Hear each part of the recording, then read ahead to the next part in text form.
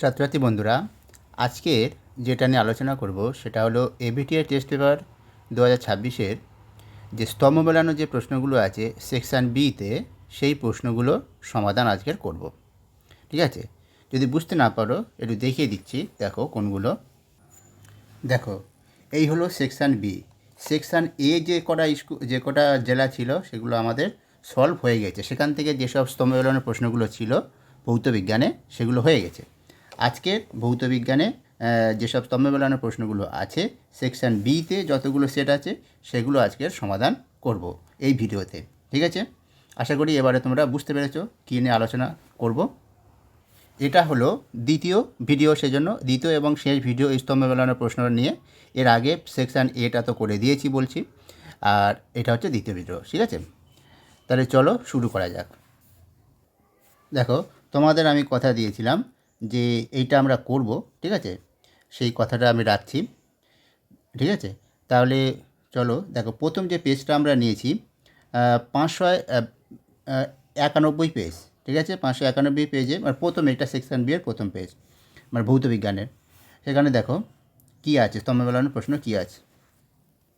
এই প্রশ্নটা কিন্তু খুব ভালো প্রশ্ন করেছে, তবে এখানে একটু প্রিন্টিং মিস্টেক হয়ে গেছে, মানে ম্যাগনেসিয়াম দু জায়গায় করে দিয়েছে। ঠিক আছে, আর খুব খুঁটিয়ে খুঁটিয়ে প্রশ্ন হয়েছে কিন্তু। হ্যাঁ, দেখো এখানে আমি সেজন্য এখানে এক জায়গায় ম্যাগনেসিয়াম ক্লোরাইড করে দিয়েছি, আর একটা ম্যাগনেসিয়াম। তরল নাইট্রোজেন এখানে কী হবে, অপশানের উত্তরটা হবে হিমায়িক রূপে ব্যবহৃত হয়, সি। তারপরে একটা ধাতু যার কার্বন বিজারণ করা যায় না, অপশানের মধ্যে ধাতু তো একটাই আছে, তাহলে ম্যাগনেসিয়াম, আর ম্যাগনেসিয়ামটাই হবে সঠিক উত্তর। ঠিক আছে, ম্যাগনেসিয়ামের কার্বন বিজারণ করা যায় না। তড়িৎ বিশ্লেষ্য পদার্থ কোনটা হবে, এখানে দেখো দুটো আছে, সোডিয়াম ক্লোরাইড হতে পারে, ম্যাগনেসিয়াম ক্লোরাইড হতে পারে, দুটোই তড়িৎ বিশ্লেষ্য। তাহলে উত্তর কিন্তু কোনটা হবে, উত্তর কিন্তু হবে বিটটা, ম্যাগনেসিয়াম ক্লোরাইড। তার কারণ হচ্ছে লাভ-লাং পদ্ধতি। দেখো পরেরটা আছে লাভ-লাং পদ্ধতিতে কাঁচামাল হিসাবে সোডিয়াম ক্লোরাইড ব্যবহৃত হয়, ম্যাগনেসিয়াম ক্লোরাইড নয়।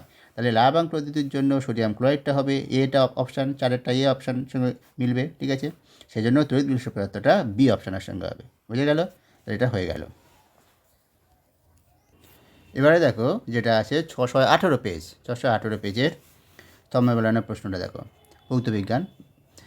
প্রথমটা আছে কি, পারদ সংকরে কী থাকে, পারদ থাকে, তাহলে উত্তরটা হবে ডি, এইচজি। আর ক্ষারীয় মৃত্তিকা, এখানে মৌল কথাটা উল্লেখ করতে হবে, তো ক্ষারীয় মৃত্তিকা মৌল বা ধাতু শুধু বলেনি, যাই হোক ক্ষারীয় মৃত্তিকাটার সঙ্গে অপশানটা হবে ক্যালসিয়াম, ক্ষারীয় মৃত্তিকা মৌলটা হলো ক্যালসিয়াম, সি। উজ্জ্বল অধাতু কোনটা হবে, আইটা মানে আয়োডিনটা হলো উজ্জ্বল অধাতু। এখানে সিন্ডারাইট আছে, সিন্ডারাইট হবে না, এটা হবে সিডারাইট, দন্তস্ব হস্যই ডয়াকার, সিডারাইটটা হবে কি, সিডারাইটটা হলো মানে লোহার একটা আকরিক। ঠিক আছে, যা সিডারাইটের আরেক নাম হলো স্প্যাথিক আয়রন, যেটা স্প্যাথিক আয়রন, সেটাই, এটা হচ্ছে আয়রনের একটা আকরিক। তাহলে আয়রনের সঙ্গে এ। এবার পরবর্তী পেজে, এবার দেখো 642 পেজ। আমি যে পেজ নাম্বারগুলো বলছি এটা হচ্ছে তোমাদের প্রথমে যে সূচিপত্রতে যে পেজ নাম্বারগুলো দেওয়া আছে ভৌতবিজ্ঞানের, সেই পেজ নাম্বার। এই পেজ নাম্বারটা আছে 643 পেজে, কিন্তু এটা শুরু হয়েছে তো 42 পেজ থেকে, শুধু যেটা থেকে শুরু হয়েছে সেই পেজ নাম্বারগুলোই বলছি। ঠিক আছে, তোমরা নিশ্চয়ই বুঝতে পারছো। এবার দেখো 18 2.18 দাগে যে স্তম্ভ মেলানোর প্রশ্নগুলো আছে। দেখো প্রথমে কি আছে, নেসলার বিকারক, এটা কার সঙ্গে সম্পর্কিত হবে, সির দাগ। সংকেতটা হলো এটা, মানে K2HgI4, তার সঙ্গে KOH, এটা নেসলার বিকারক। তারপর অয়েল অফ ভিট্রিয়ল কাকে বলা হয়, দেখো সালফিউরিক অ্যাসিড।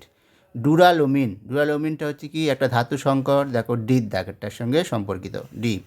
গ্যালভানাইজেশন মানে হচ্ছে জিঙ্কের সঙ্গে সম্পর্কিত, জিঙ্কের প্রলেপ, দেখো লেখা আছে জিঙ্কের প্রলেপ, বি দাগেরটার সঙ্গে সম্পর্কিত গ্যালভানাইজেশন। এবার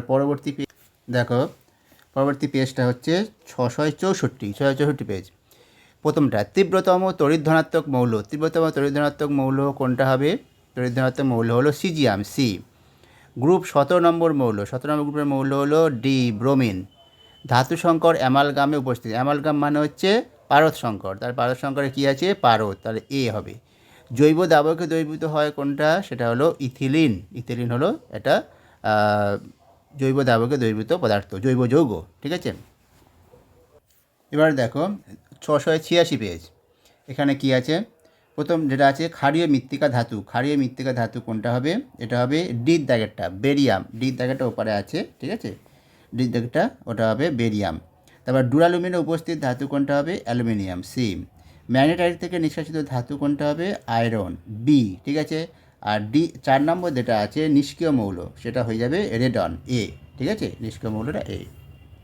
এবার দেখো 707 পেজে যেটা আছে সর্বাধিক মৌল তড়িৎ ঋণাত্মক, কথাটা ভুল দিয়েছে, সর্বাধিক তড়িৎ ঋণাত্মক মৌল বলতে হতো, সেটা হলো কি হবে?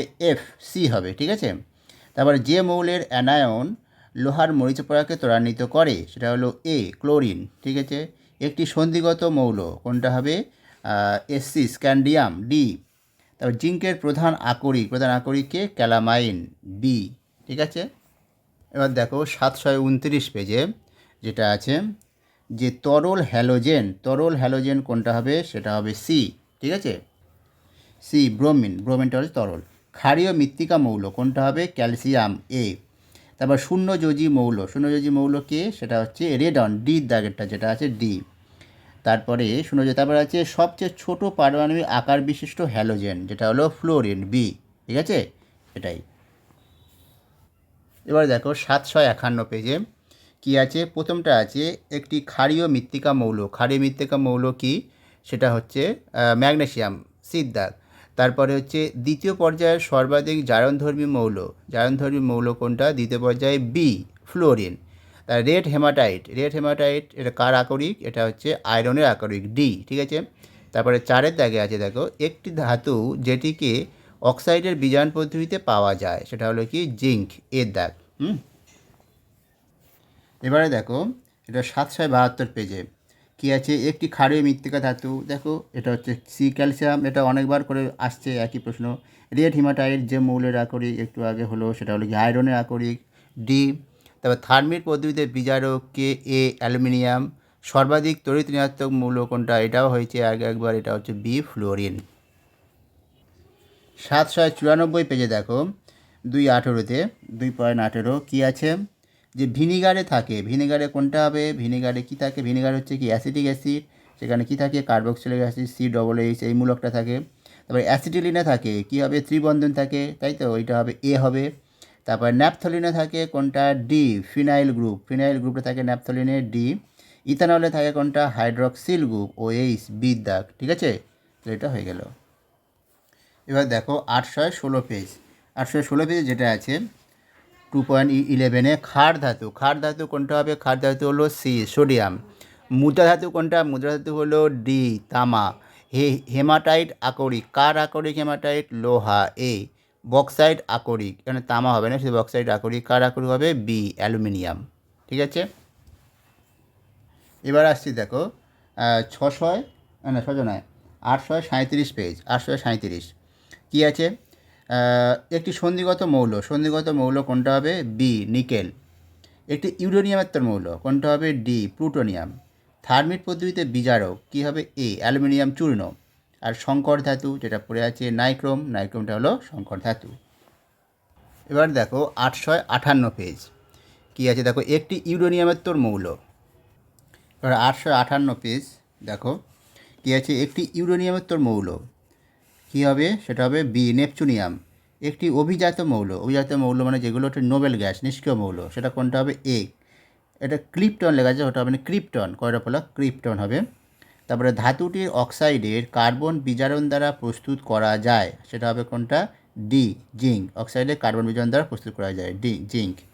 পিতলের যে ধাতুটির শতকরা পরিমাণ সবচেয়ে বেশি থাকে, সেটা হবে সি, কপার। এবারে দেখো 880 পেজে কী আছে? বলেছে মুদ্রা ধাতু কোনটা হবে? মুদ্রা ধাতু হলো সিলভার, ডি। কঠিন অধাতু কোনটা হবে? কঠিন অধাতু হলো দেখো এটা সি, এটা হলো ডি হবে, মুদ্রা ধাতু ডি, ভুল বললাম, ডি। আর কঠিন অধাতু হলো সি, সেটা হচ্ছে এটি, ঠিক আছে। তারপরে যেটা আছে ডুরালুমিন ধাতু সংকরের প্রধান উপাদান কি? Aluminium, B. তারপরে নোবেল গ্যাস কোনটা? আর্গন, এ, ঠিক আছে। 898 পেজ দেখো কি আছে? বলেছে 2.16 দেখো অ্যামোনিয়ার অনুঘটকীয় জারণে উৎপন্ন হয় কোনটা হবে? B, NO nitric oxide. ঠিক আছে, তারপরে 2 দাগে ধাতু সংকর ইনভারে যে ধাতুটি শতকরা সর্বোচ্চ পরিমাণে থাকে সেটা হলো এ, আয়রন। তারপর পর্যাপ্ত অক্সিজেনে H2S দহনে উৎপন্ন গ্যাস সেটা হবে সালফার ডাইঅক্সাইড, ডি। তারপরে আয়নের মরিচা রোধে যে ধাতুটির প্রলেপ দেওয়া হয় সেটা কোনটা? জিঙ্ক, সি দাগ। এবার এসো 917 পেজ। কী আছে? ইউরিয়া উৎপাদনে ব্যবহৃত গ্যাস। ঠিক আছে, কোনটা হবে? সেটা হলো অ্যামোনিয়া। এবার দার্শনিকের উল কাকে বলা হয়? Zinc অক্সাইডকে, C.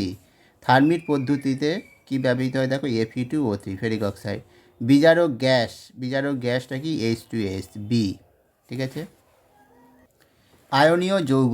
এবার এসো 939 পেজ। 939 পেজে কী আছে দেখো। 2.11-এ একটি নোবেল গ্যাস কী হবে? সিদ্দাক এটা হবে আর্গন, এটা নোবেল গ্যাস। আয়নীয় যৌগ কোনটা হবে? CaO, calcium oxide. অ্যানোড মাঠে পাওয়া যায় কি? Au মানে গোল্ড, সোনা। তারপরে পচা ডিমের গন্ধযুক্ত যৌগটি কোনটা? B, H2S hydrogen sulphide. এবার এসো 956 পেজ।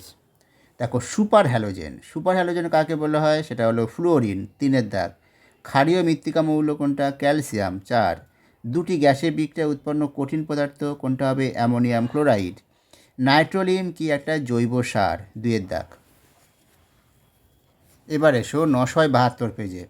বলেছে কঠিন হ্যালোজেন মৌল কোনটা হবে? এর মধ্যে হ্যালোজেন মৌল এখানে দুটোই আছে, ফ্লোরিন আর আয়োডিন। কঠিন হবে আয়োডিন। ঠিক আছে, তারপর সর্বাধিক তড়িৎ ঋণাত্মক মৌল এটাই হবে ফ্লোরিন, এ। তারপরে একটি ক্ষার ধাতু কোনটা হবে? দেখো অপশানের মধ্যে পটাশিয়াম, বি। তাই একটি নিষ্ক্রিয় মৌল কী হবে? Radon, RN। এসো 985 পেজে কী আছে? একটি বিরল মৃত্তিকা মৌল কী হবে? B, CE selenium. ঠিক আছে, বি। তারপরে একটি ধাতু যা কার্বন বিজারণ ও থার্মিট পদ্ধতিতে পাওয়া যায় সেটা হবে ডি, আয়রন। তারপর হচ্ছে সবচেয়ে বেশি তড়িৎ ঋণাত্মক মৌল কোনটা হবে? তড়িৎ ঋণাত্মক মৌল হলো ফ্লোরিন, সবচেয়ে বেশি তড়িৎ ঋণাত্মক মৌল। তারপর দীর্ঘ পর্যায় সারণীর 3য় পর্যায়ের শেষ মৌল হলো আর্গন, সি দাগ, আর্গন। এবারে দেখো 1006 পেজে যেটা আছে সেটা হলো প্রথমে কী আছে? সন্ধিগত মৌল কোনটা হবে? C, nickel. গ্যালভানাইজেশনে ব্যবহৃত ধাতু কোনটা হবে? ই, জিঙ্ক। CnH2n+2 এটা কার সংকেত? এটা হচ্ছে কোন সমগণীয় শ্রেণীর সংকেত? অ্যালকেন হবে না অ্যালকিন হবে? এটা হবে অ্যালকেন। দেখো তুমি n এর মান যদি 1 ধরো তাহলে কি হচ্ছে? CH4 থেকে মিথেন একটা অ্যালকেন, তাহলে এটা হবে অ্যালকেনের শ্রেণী, ডি। ঠিক আছে, এইভাবে তোমরা বার করে নিতে পারো। ঠিক আছে, n এর মান ধরে, মানে প্রথম মৌলটা কি জানলেই সঙ্গে সঙ্গে তুমি বলতে পারবে সেটা অ্যালকেন না অ্যালকিন। এবারে ম্যাগনেসিয়াম অক্সাইডটা কি? বি, তড়িৎযোজী যৌগ একটা। তারপর অর্ধ পরিবাহীর উদাহরণ 5 দাগে যেটা, অর্ধ পরিবাহীর উদাহরণ হলো কি? একটা জার্মেনিয়াম, 1 দাগ। ঠিক আছে, তাহলে এই হয়ে গেল তোমাদের যে সেকশন বি, এবিটিএ টেস্ট পেপারের সেকশন বি এ যতগুলো সেট ছিল সেই সেটের যে স্তম্ভ মেলানো যে প্রশ্নগুলো ভৌতবিজ্ঞানে ছিল সেগুলো আমরা সব সমাধান করে দিলাম। আশা করি তোমাদের ভিডিওটা ভালো লাগবে এবং এই ভিডিওটা কিন্তু তোমাদের জন্য পরীক্ষার জন্য খুবই গুরুত্বপূর্ণ।